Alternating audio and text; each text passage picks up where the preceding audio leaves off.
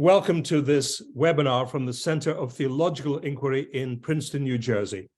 My name is Will Storrar, and as the director of the center, it's my pleasure and privilege to welcome you into today's conversation. We're launching a three-part series on the peacemakers, casting light on conflict. In next month's webinar, as we'll be announcing soon, we will welcome Professor Dominique Steyler from the Grenoble Business School to talk about his remarkable work in peacemaking within the economy in the UNESCO Chair for Economic Peace that he holds. And then in May, we'll welcome a professor of international law, Mary Ellen O'Connell from the University of Notre Dame, an old friend of the center. And Mary Ellen will be talking about her work, thinking about how international law can be renewed as a source of peacemaking in the world today. But in this first conversation, I'm delighted to welcome a dear colleague and friend, Professor Michael Welker. Michael, a very warm welcome to this CTI webinar. Professor Welker is the Senior Professor of Systematic Theology at Heidelberg University in Germany. He is also the Executive Director of the Research Center for International and Interdisciplinary Theology at Heidelberg University, the FEET. Michael, you have a long-standing relationship with CTI over many decades, including time in residence while I've been director. I want to take this opportunity to say how proud we are of your work as a CTI member. You embody so many of the founding virtues of CTI to encourage theological work that is interdisciplinary and comparative and international. And on that theme, we are going to be exploring Michael's latest book in theology, the publication of his Gifford Lectures at the University of Edinburgh. The book is called In God's Image, an Anthropology of the Spirit, publication of his 2019-20 Gifford Lectures at Edinburgh. Michael, I want to begin our conversation as we think about the final chapter in that volume and in your Gifford Lectures on the calling to peace as constitutive of being in God's image. But I want to start more biographically with you and ask about some of the formative influences in your life and work that have led you as a theologian to have this vocation and passion to bring theology across borders in dialogue with the sciences and social sciences, across religious traditions, and internationally to build networks of theological conversation globally. Tell us a little about your own background that led you to have this central concern for interdisciplinary theological inquiry. Thank you very much. First, thank you, Will, for this invitation, and I'm very glad to be here with you and an audience in conversation. And I'll be happy to say a few things about my roots, so to speak. I grew up in post-war Berlin. And with age 4, I wanted to become a pastor already, although I did not live in a very religious family. We rarely went to church. We sang all the Christmas hymns, but many secular Christmas hymns. We had short table prayer and evening prayers, but this was it. So what was the basic reason? And I think the basic reason was that we all grew up with walls of silence. My father was a dentist. He lived in a very nice house, a former place for officers of the First World War already, with an escalator and fancy staircases and so on and so on. But beside our house was a former bunker, and it was filled with refugees. And each night the police sirens were there, and we saw a lot of violence and drunken people and so on.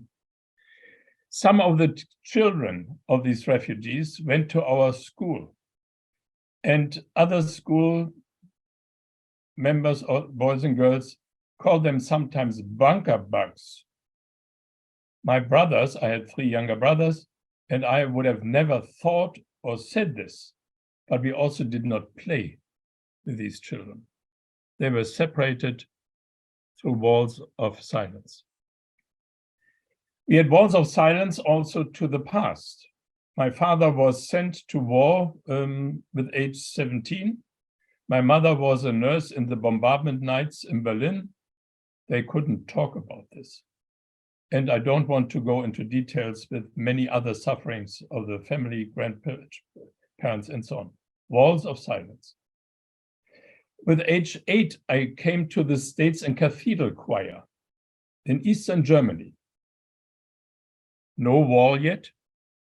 So I crossed the border 3 times a week, or 2 hours exercise in this famous choir, and often also on Sundays to the bishop service. But my mother never sat down and said, Michael, you're going to this area. Are you astonished by the propaganda, by the different smells? But nothing. I was protected because I went to a good choir. And no talk about this, walls of silence. And then with age 11, I came into the French gymnasium.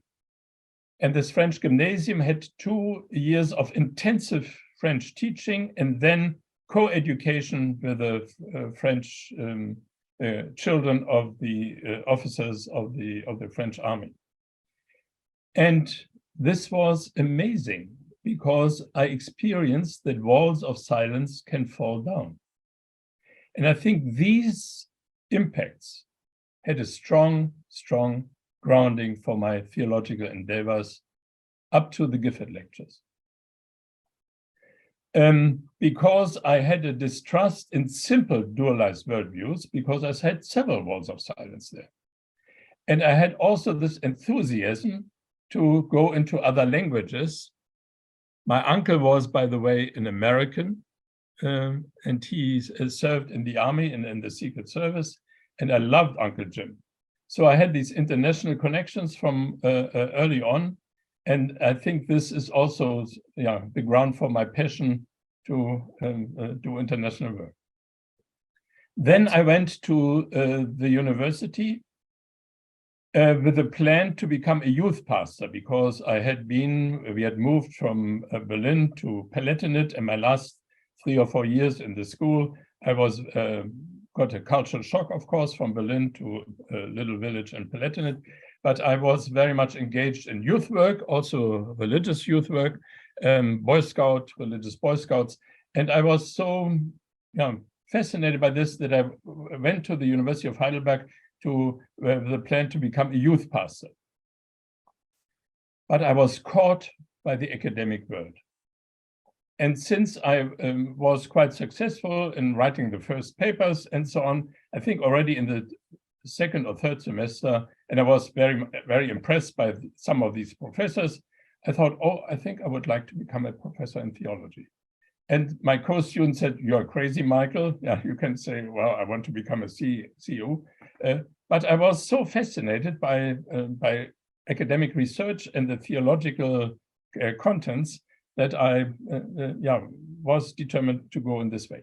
Then, since I was so much caught by Old Testament and philosophy in Heidelberg, which are still in my backbone, I went to Tübingen to study with Jürgen Moltmann, because his theology of hope had appeared, and I was very much impressed by this work.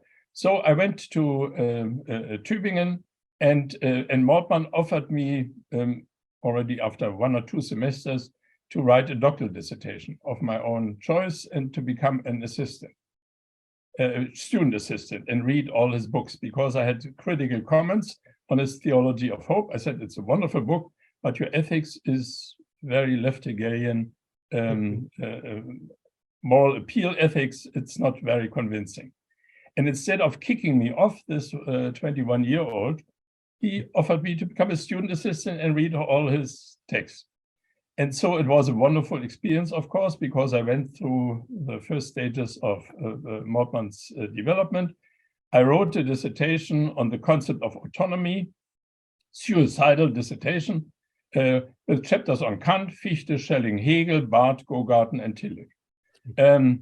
And since I had just married and had a happy life and a very firm wife, I did not commit suicide with this topic, but handed in a dissertation with age 25, and then wrote a second dissertation on Hegel in Heidelberg in philosophy. This was very much typically German idealism, dialectical theology, theology and philosophy, bipolar thinking, and so on. And then I had to plan my habilitation, and I said to Moltmann, I think I would like to write something on Tillich. And Moltmann said, why do you want to write the 100th book on Paul Tillich? Try out Whitehead, because he had encountered Alfred North Whitehead in the US. And so I went to the library, university library, a central theological library, just one book of Whitehead. Science in the Modern World, a translation from Austria, post-war translation. So I ordered all these books on Whitehead and saw this man has created a theory language, which is almost impenetrable in his main work, Process and Reality. But since I had already theory languages, Hegel, Fichte, Kant, I had no big problem with this, only a small problem to decode this language. And I said, okay, then I work in an historical genetic way to understand what was after his thinking. And here I saw that Whitehead thinks multisystemically. He engages scientific thought, religious thought, common sense thought, philosophical thought. And so I became fascinated by this kind of thinking. And then I engaged Niklas Luhmann, who had also studied at Harvard with Tucker Parsons, several multi-systemic thinkers. And then came a very crucial step in my life. I thought we should work with the biblical traditions in a multi-systemic or multi-contextual way. And then I said, I also learned from Whitehead, we have to look at the leading abstractions which guide our thinking. He speaks of a critique of abstractions, not in this simple way that we have to get rid of abstractions. No, you cannot get rid of abstractions. You always think with leading abstractions, many of them latent, but we have to check them. And I found this fascinating. And so I said to Jürgen Moltmann, I think I will give a lecture after some lectures on Barth and 19th century philosophy and so on law and gospel, because I thought law and gospel, this was stupid, just give demand, imperative, indicative. It's neither Old Testament, and it's offensive to our Jewish friends and colleagues. So Moltmann said to me, what will you say about this boring topic more than 1 hour?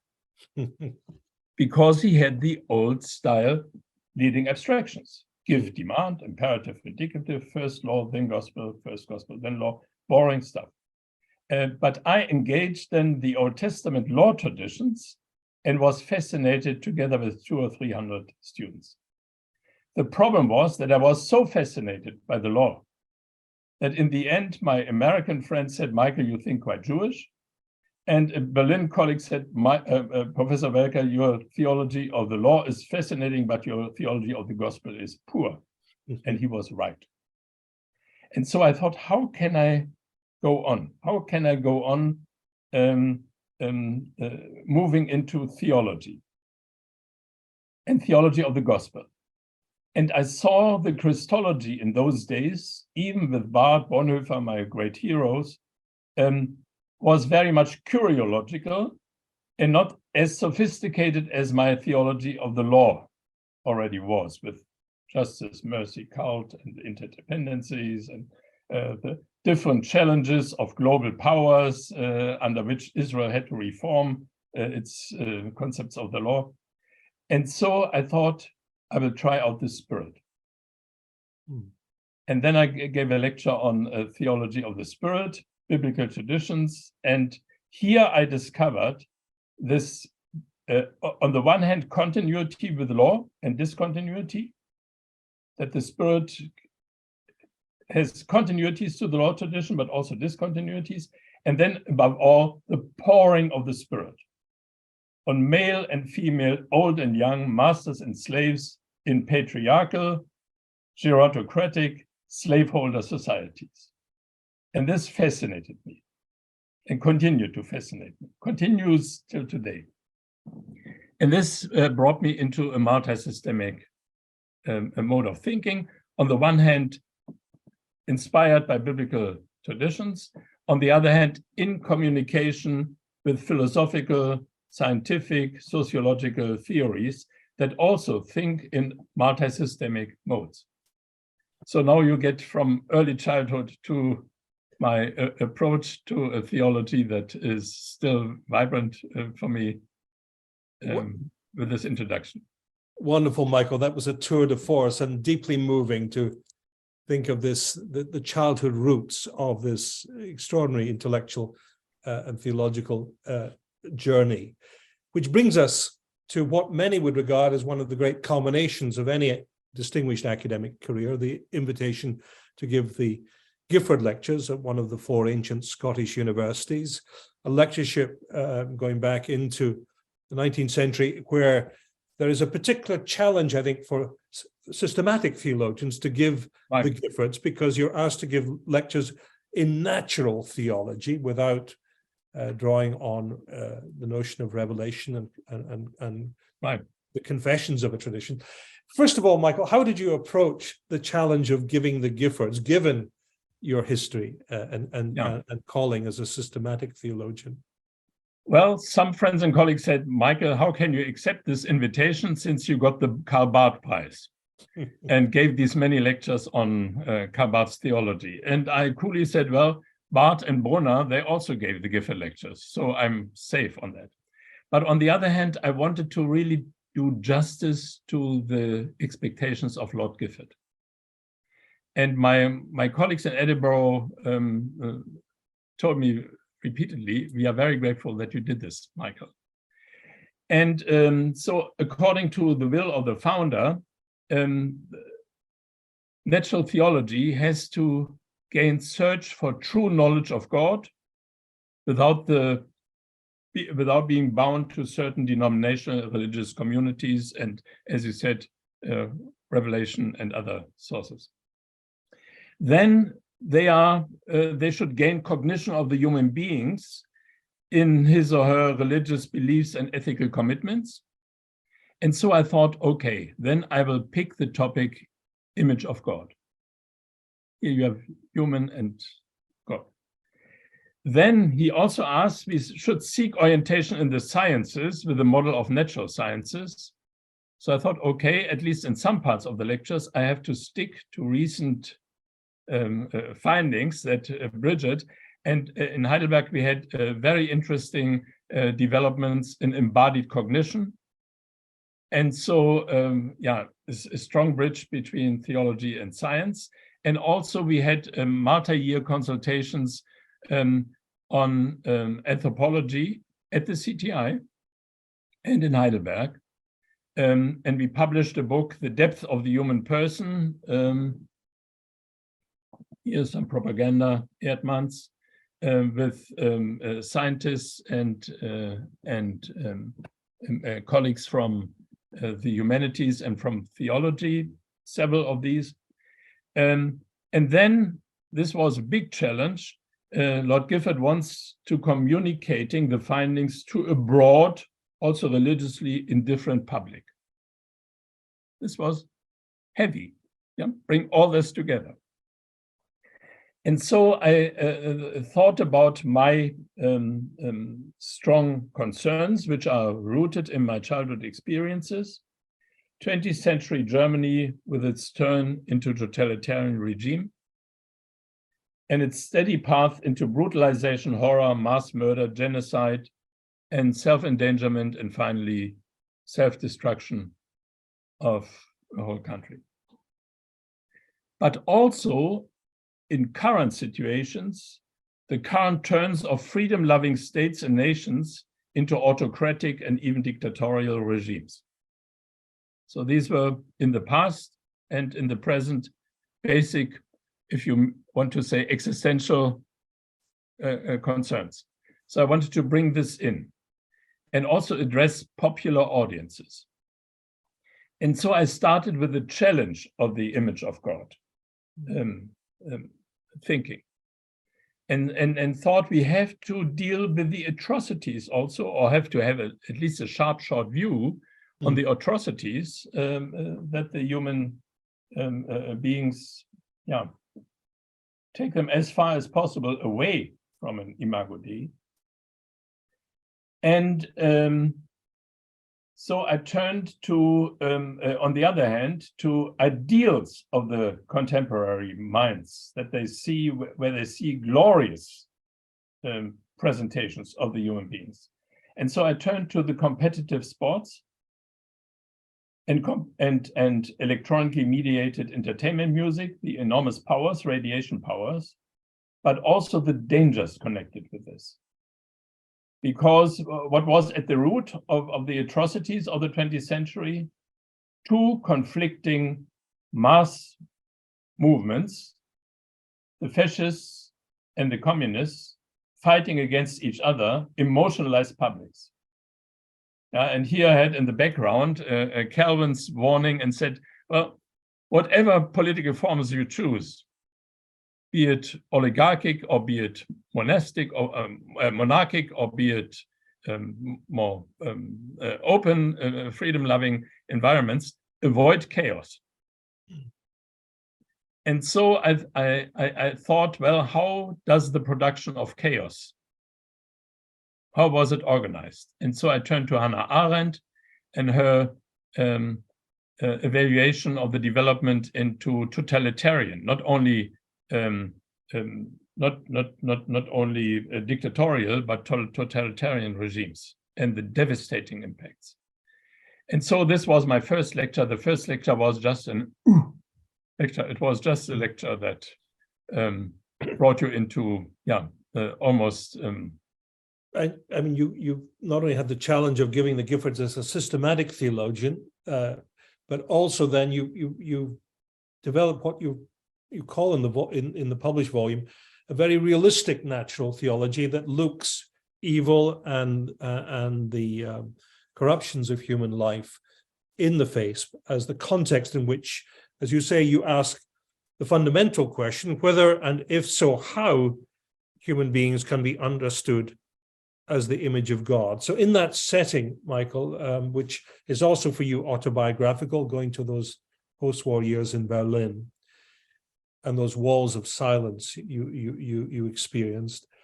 You then start a journey through 6 chapters in which you're looking at where then is the possibility that we are in the image of God and the resources of being in the image of God that can lead humanity away from that abyss of totalitarianism, evil, but also this cultural self-deception about reality. But I also had the challenge to question one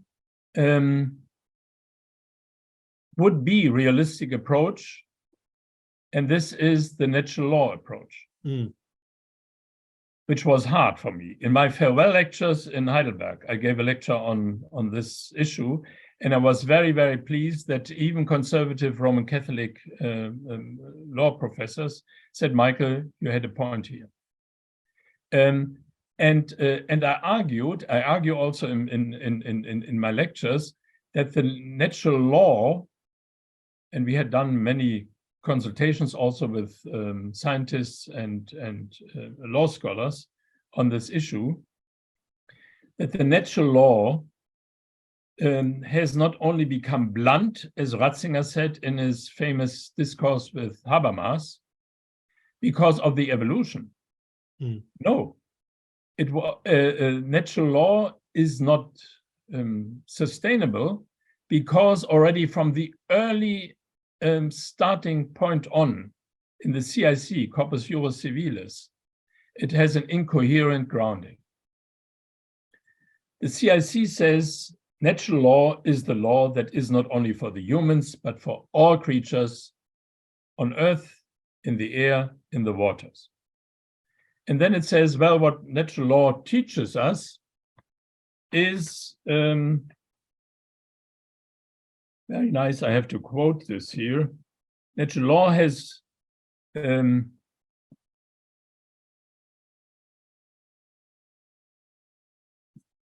the commandments: live honorably, injure no one, grant to each his own.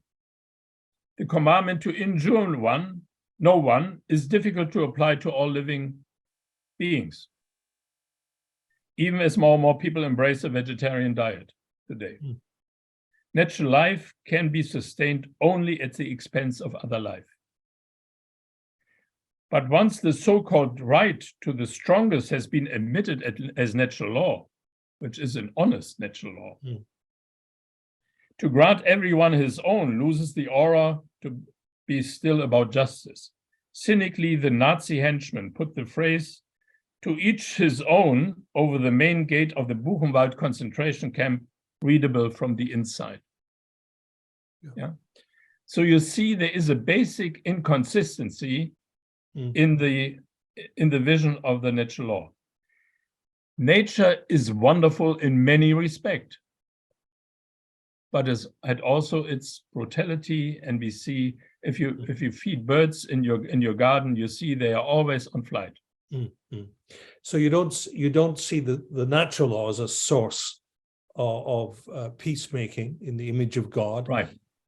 You turn then to looking then at the divine and human spirit, and again you bring in your multi-systemic way of thinking, and you introduce to us this notion that we have to think about the divine and human spirit and being in the image of God in what you call multimodal ways. It's a key concept in the Gifford Lectures and in this volume and in your thinking, Michael. Unpack that for us. What is multimodal ways of thinking about what it means to be human and indeed the divine? Yeah, I talked to my friends in philosophy, and I said I have to challenge the typical bipolar thinking.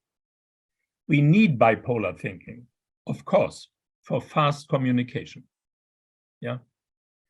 And our enormous successes in fast communication are rooted in bipolar thinking. Also, when you want to have simple solutions of truth issues, it's very wise to have bipolar constellations. But for complex anthropological, sociological, religious issues, you have to have a multimodal form. And I talked to my philosophers friends and I said, how should I call this? And they just said, well, multimodal is now introduced by our analytic wise colleagues. Michael, you are safe if you use this term. And with this multimodal, I do not only cover what I find so fascinating in the biblical traditions, poured on male, female, old, young, master, slaves, different countries, Pentecost, different languages, and so on, but also the multi-layer approach. And here I had to correct, you kindly said that I always tried also to correct my approaches, my very simple counterbalance of plural constellations and dual constellations. And also my long fight against mere certainty. Yeah, certainty for many of my Neo-Protestant colleagues is the ultimate court of appeal. Gewissheit, certainty. And I saw that for these different levels of justice, truth, freedom, you have to have a multi-layer approach. It's important to care for certainty. It's important to care for consensus. It's important to care for evidence in natural space-time, and so on. But all these layers are not sufficient. And similar things in the area of freedom and in the area of justice. And so I tried to have this kind of multi-step approach in all these lectures. But what I was looking for was, on the one hand, and this was not cheating to Lord Gifford, on a spirit, on a concept of spirit, that on the one hand, you can associate with the divine spirit, spirit of justice, spirit of freedom, spirit of truth, spirit of peace, and spirit of benevolence. Yeah, a love, which, and this became very important to me when I once had to preach on a saying of Paul, you owe love always to everybody. And I thought, oh, Paul, romantic love, everybody? No way. Covenantal love, everybody always? No way. Kenotic love, beware. So I saw the enormous power of what I called cool love, benevolence, that you do not want to do any harm to any other or wish any harm to, and that you are fine when others have success and well-being. And I found this very powerful, these mild forms, and also in other areas, so that the working of the spirit is not only tatu-tata, very dramatic, but that the working of the spirit also goes into emergent, very calm, very subtle ways. And this was then also important for the lecture on peace. Before you come to that final lecture on peace, you're looking at the importance of pursuit of justice, the pursuit of truth, the pursuit and experience of freedom as all aspects of being in God's image, and also sources and resources of countering the evil and the abyss of human suffering, human oppression that you set out so starkly and honestly and openly at the beginning, Michael. Why justice, freedom, and truth as so central to your understanding of the calling to be human in God's image? I looked at the biblical traditions and how is the spirit named? What are sources in the Pauline and Johannine traditions that I could at least have in the backbone without addressing them in a way that would offend Lord Gifford's plea, no biblical sources directly and no appeal to revelation. So I think that this is an understanding of spirit that you can also mediate to secular publics. And I was very grateful that the strongest resonance I got for my Gifford lectures were by scientists, legal scholars, and medical scholars. So those who had already more distant, but still not disconnected relation to the religious traditions. So obviously, I think this approach worked at least to some people. But when I investigated what I had explored in the topic on peace, I saw that all these other power structures are relevant. So in a way, you can say the lectures were on peace, yeah, going after the distortions of that Hannah Arendt described so powerfully in many of her works, and also not just dealing with direct war confrontations. But of course, this was a big challenge when you invited me,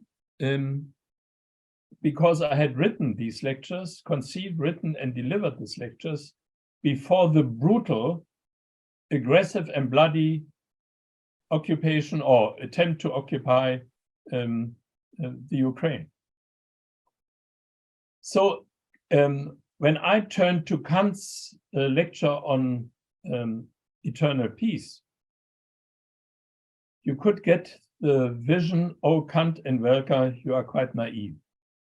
Yeah, because Kant starts challenging the great Roman military theoretician Vegetius, late 4th century, who coined this famous motto, si vis pacem para bellum. If you want peace, prepare for war. And this motto was embraced by many, many states over the centuries. And Kant, in his famous publication, Zum ewigen Frieden, translated toward perpetual peace or eternal peace, challenges it with the notion, if you want peace, prepare justice, or if you want peace, ensure justice. And I thought about this, and I thought, okay, I have for this meeting with you, qualify my statement, my fascination by Kant's approach. And I would say, you still have hold up. If you want peace, ensure justice. But you have to add, if you want defense of your country, you have to prepare for war. Si vis pacem para justitiam, yes. But si vis defendere patriam para bellum. This is the situation we are in. And great Kant, in a way, saw this, although he did not put much emphasis on that. But he says, in the case your borders are violated, you have the right to defend you in a military way. And you have the right to ask your fellow countries to help you in the defense. He doesn't say this extensively, but he says this in writing. And I didn't say this extensively. I mentioned this in the lectures. You can find it there. But of course, I was so enthused with this si vis pacem para justitiam and the glorious success that Kant had with reckoning as a conceptual precursor of the Charter of the United Nations. Kant's whole concept is so elaborated and so subtle and so rich that the Charter of the United Nations of 1945, particularly in the Articles 1 and 2, is full with Kant's thoughts. Yeah. Mm. And so it's a genius approach. And what I also liked was this multi-systemic approach, that he says, if you want truth,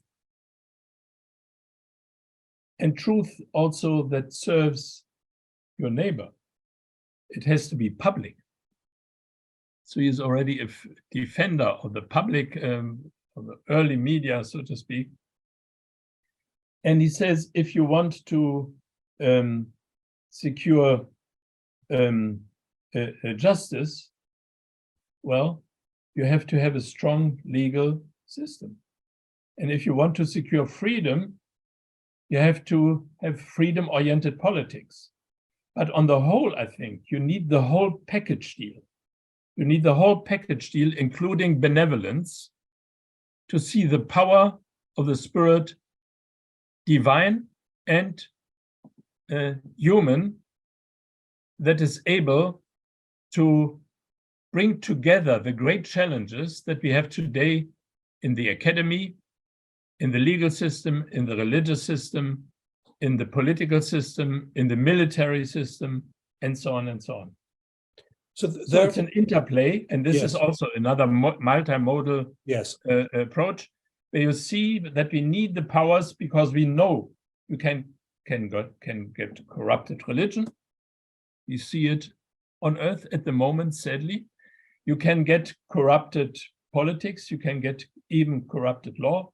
And I think it's very important that the different powers of the spirit interact, correct, and challenge each other. Yes. In that final chapter on the call to peace, Michael, you begin with Kant and explore his thought, and you've updated your thinking, drawing on Kant so helpfully now in the light of subsequent events from your Giffords with the invasion of the Ukraine. But then you draw on some other thinkers in that chapter to understand the human capacity for being at peace, for experiencing peace, for making peace. Again, you turn to Whitehead and his notion of what are the qualities you need for a civilization, a civilized way of living. And you see in the qualities he identifies there, they all come together in what he calls the harmony of harmonies among these different qualities, and you would call that peace. Could you reflect with us a little on why you find, again, Whitehead's thinking helpful for understanding the human capacity for an experience of peace? Well, I was struck by Whitehead's very deep understanding of human love, because he turns to family love, that the potentialities of the loved counterpart felt passionately as a claim, as he says, that it finds itself in a friendly universe. And I saw also a kind of warning against my own parental strategy. Particularly, we have twin daughters, very much beloved, but in puberty times, I had this tendency to say, oh, this is good for you. And then I saw sometimes the rolling eyes.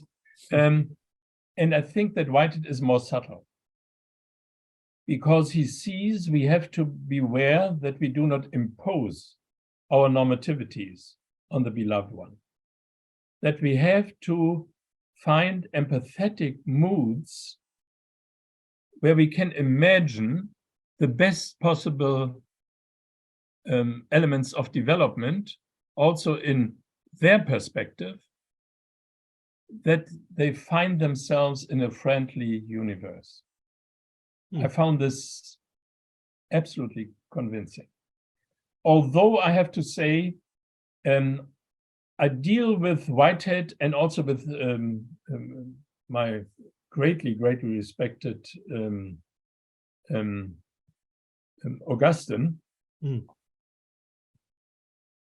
with the perspective, you are great, but it's not enough. Harmony of harmonies is very wishful thinking. And also Augustine's idea that peace and law can be joined in a framework that he has in front of his eyes is greatly endangered. So these are, so to speak, levels of doing a cultural, developing a cultural perspective that needs more refinement. And what we are currently doing, we have this series of 10 consultations and publications on the impact of the different social systems on character formation, ethical education, and the communication of values in late modern pluralistic societies, with 150 colleagues from all continents, also 25 of Heidelberg University. I was very grateful that I got so many colleagues enthusiastically involved, where we try to explore the balances of powers between the social systems in our late modern pluralistic societies. It's still a project in the making. 8 of the books are out. The 2 last on healthcare and politics are coming up soon. And then we want to evaluate it. And in 24, we want to have a large conference supported by the Agape Foundation in Heidelberg, where we try to evaluate power structures and value hierarchies in late modern pluralistic societies. So this is more than harmony of harmonies. It's an attempt to investigate what late modern societies could do. And here you see my passion, the working of the Spirit in biblical traditions and the many dynamics, and the working of the Spirit in Israel under the dominion of Egypt, Assur, Babel, Persian, Greek, Romans, and always we have to reshape it. So these are processes which I would like to see more clearly explored than just saying, oh, the modern societies are overwhelmed and cannot deal with their complex inner taking. I'm passionate about division of powers, and we had good divisions of powers in bipolar forms, and now we have to deal with division of powers in multimodal forms. Michael, in a moment, we're going to turn to the questions, and I would say to our listening and viewing audience, please turn to the Q&A box at the bottom of your Zoom screen, and there type in your succinct, to the point questions and comments, and I will pick up on as many of them as I can in the 15 minutes or so that we have for further discussion with Professor Welker. But before we do, Michael, coming back to Lord Gifford's concern that you draw on the sciences, in your chapter on the call to peace as constitutive of being in God's image as human beings, you also draw on the work of particularly Martin Nowak and Sarah Coakley, that remarkable project they did at Harvard on the evolution of cooperation and its implications for theological thinking, theological anthropology. Yeah. And you see in there, I think, a scientific basis for developing your exploration too of love, warm love, cool love that can show benevolence in intimate social settings, but also on a societal and world scale. But how does that kind of interdisciplinary scientific and theological work on evolution influence your notion of our capacity for peace and our experience of peace? Well, I think that this deep insight of Nowak and Coakley, that evolution is moving towards cooperation and not just natural law, power of the stronger, and efficiency of the survival of the stronger is crucial. And I tried to, in my lecture on the spirit, the second lecture, the most complicated because I have these different sources there, on very early childhood development, I was fascinated by the insight that what we called the most simple deictic operation, da, is already highly loaded with multimodal spirit. Because what you have to bring together is optic, acoustic,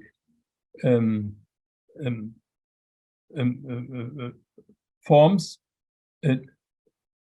operations of your body, remembrance, also for many of these operations in very early childhood, calling for attention, seeking applause or success for what was done, already rudimentary moral communication, social moral communication. Wow, what a world. What a world on the most basic, where we thought, oh, primitive deictic operation. You have some thoughts in this direction in Whitehead already, that he says, well, don't dismiss these early childhood, but he doesn't elaborate on that. And since we worked so much on bodily cognition, embodied cognition, I became enthused with this early childhood development. And this early childhood development, of course, also has a lot of moral energy involved, connectivity, the interest to please others or to address others. And so I think we should explore these forms of early peacemaking. Yeah. In my last part of the last lecture, I was then drawn to a project that we had here in the Academy of the Science and Humanities in Heidelberg on age and aging. And I was confronted with these very optimistic views, the best is yet to come, and very positive forms on old age and very old age and so. And I remained a little skeptical, although I was told by the pros, 2/3 of people, at least in Germany, have what they call a paradox of dealing with old age. They feel better than they are. And I said, okay, but 1/3 does not. What do you do with the 1/3? And then I looked at most of these writers, including my very admired Martha Nussbaum and her colleague-in-law. Well, they were 5 years before retirement. They had large audiences. They were certainly not stressed financially and in communication possibilities. So it was easy to say, well, aging is not a problem, but for many it is. But then I turned and said, well, what can be made of this famous saying, your old age should be like your youth? Is this not only cynical? And then I saw the power of joy and Mitfreude, participating joy, and very modest, cool joy in the progress of nature, in seeing others, not even in your own family, but thriving, developing, and that this joy was already an element of experiencing peace in very high age groups. Yes, yes. We'll now turn to the questions that are flooding in, Michael. First, from Ricky, how has the Trinity influenced your idea of human personhood? Huge question. Yeah. Perhaps beyond the scope of Lord Gifford's charge, but in your wider work, the Trinity, obviously for Moltmann central with his notion of the social Trinity. Well, in my wider work, of course, the Spirit was and a biblical notion of the Spirit, and the absolute conviction that you cannot think soundly about God without the Spirit, and that you cannot think soundly of the person and work of Christ without Christ's Spirit. So it's a deeply Trinitarian approach. But it's a Trinitarian approach that goes into topics, not into just figures of thought. 1 and 1 and 1 is 1, or dialogistic forms, two persons in a relation or so. These are far too simple projects. Yes. But I think that we have to unpack what I try to do with the working of the Spirit in this more complex way and more open to secular environments, but also in a Christological way. And in my book, God's Revelation, God the Revealed, Christology, I try to unfold this. Yeah. So it's a Trinitarian approach, but not with the technical Trinitarian theology, although I learned, of course, from Augustine a lot and from Barth a bit. Yeah. Elliot asks, he appreciates your employment of the mode of common sense in picking up on the Gifford charge. His question, to explore whether humanity is in the image of God, exactly whose image is the model? I mean,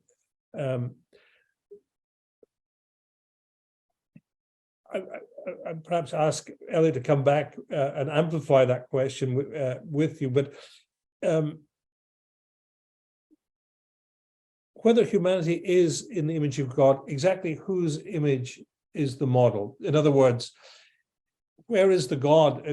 My understanding, and I apologize to Elliot if I'm misreading his question, the God in whose image your Gifford lectures are exploring in these areas of freedom, justice, truth, and peace. What sense of God does this whole approach you take lead you to?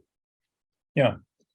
Well, I think that you have to see that the image is not a simple image. For a Christian, you can say, well, if I want to go as close to everyday common sense in Christian tradition, the Jesuological and Christological approach is the safest to take. Yeah. But I also think that the divine, the image of the divine, has to do with this richness of the divine spirit. And here I challenge simplistic understandings of creator and creation. Yeah.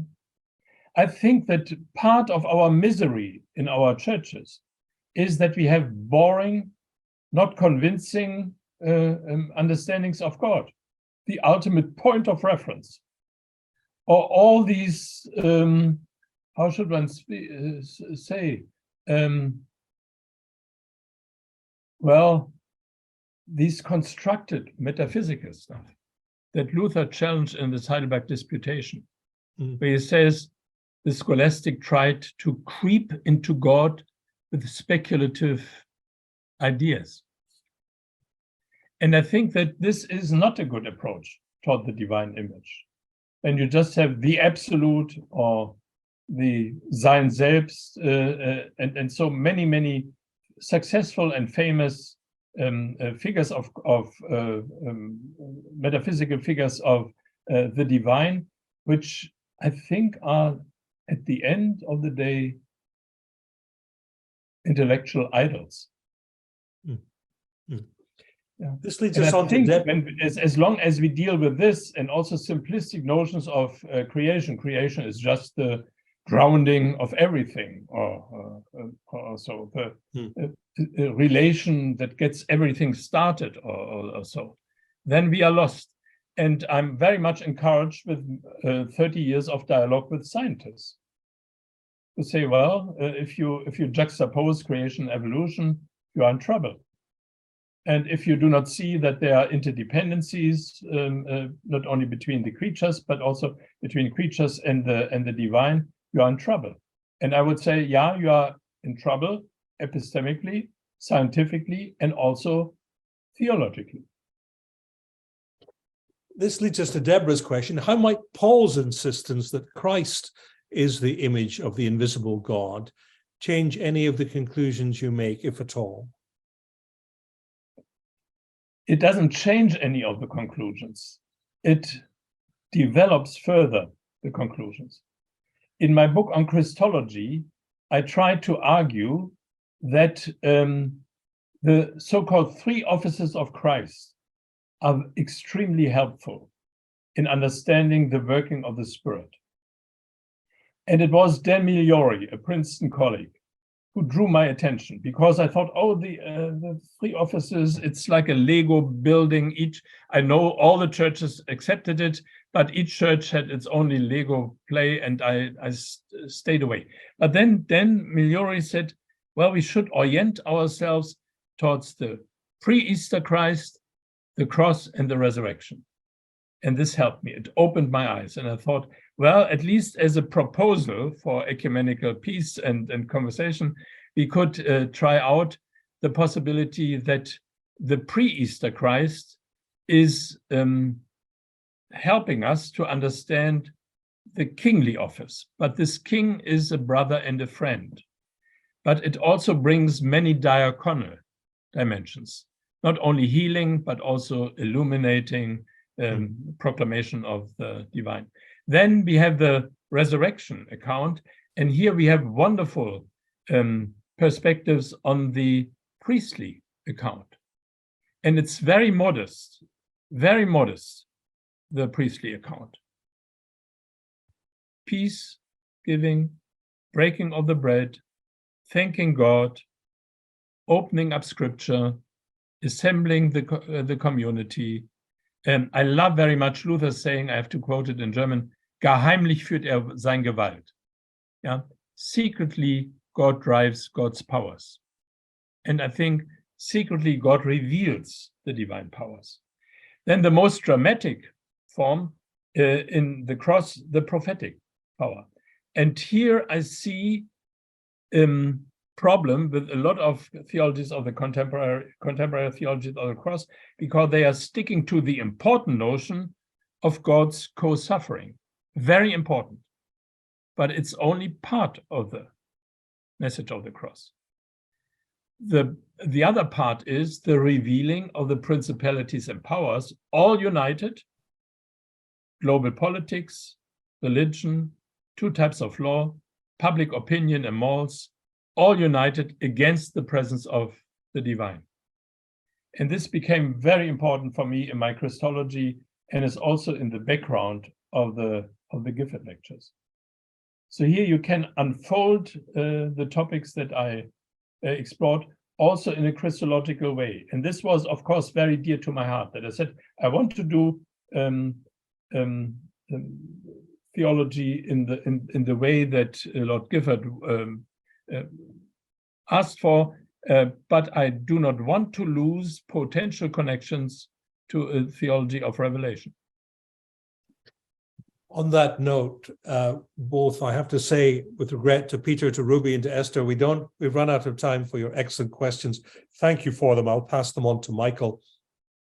But really, you've ended on that note where you see a compatibility, I think, between the work you did in your Giffords to develop a realistic natural theology of humanity in God's image, Michael, with an openness to the kind of Christological and humanitological thinking in your wider work. It's been a rich privilege for us all to be in conversation with you today. Thank you for taking us on a journey from that child in Berlin to the distinguished professor who gave the Gifford Lectures. And as you've shown us, continue to wrestle profoundly with these questions from so many sources, and to take seriously the walls of hate, of conflict, and of silence that still have to be brought down today. Your work makes a significant contribution to that task, and therefore, on behalf of all our listeners and viewers and those colleagues who raised excellent questions, our deep thanks to you and our good wishes for your continuing theological work as a peacemaker. Well, I want to thank you from the bottom of my heart for your fine introduction and your warm invitation.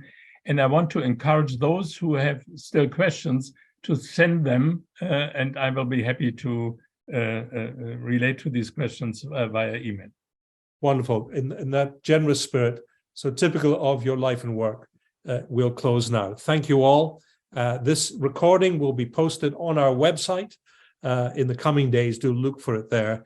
And do join us on April the 5th, when we will welcome Professor Dominique Steyler from the Grenoble Business School in France to talk about his remarkable work on peacemaking in the economy.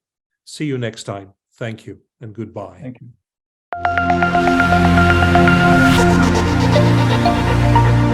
you.